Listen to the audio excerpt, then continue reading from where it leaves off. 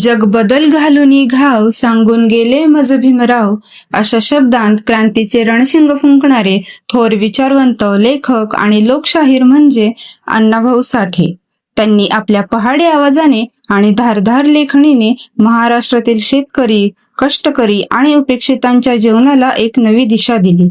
अण्णाभाऊ साठे यांचा जन्म 1 ऑगस्ट 1920 रोजी सांगली जिल्ह्यातील वाटेगाव येथे एका अत्यंत गरीब कुटुंबात झाला. त्यांचे मूळ नाव तुकाराम असे होते. घरच्या गरिबीमुळे आणि त्या काळातील सामाजिक परिस्थितीमुळे त्यांची शाळा सुटली, तरी त्यांनी परिस्थितीच्या शाळेत मात्र अनुभवाचे मोठे धडे गिरवले. पुढे कामाच्या शोधात ते मुंबईला आले.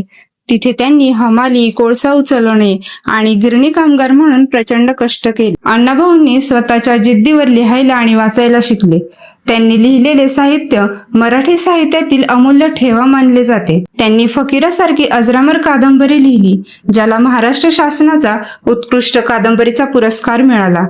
त्यांनी 35हून अधिक कादंबऱ्या, अनेक कथा आणि नाटके लिहिली. त्यांनी लिहिलेली माझी मैना गावावर राहिली ही लावणी आजही लोकांच्या मनावर राज्य करते. संयुक्त महाराष्ट्र चळवळीत अण्णाभाऊंनी आपल्या डफावर थाप मारून पोवाड्यांच्या माध्यमातून मराठी माणसांना एकत्र आणण्याचे आणि जागृत करण्याचे मोठे कार्य केले. त्यांनी समाजात समानता, बंधुता आणि न्याय प्रस्थापित करण्यासाठी आयुष्यभर लढा दिला. 18 जुलै 1969 रोजी या महामानवाचे निधन झाले.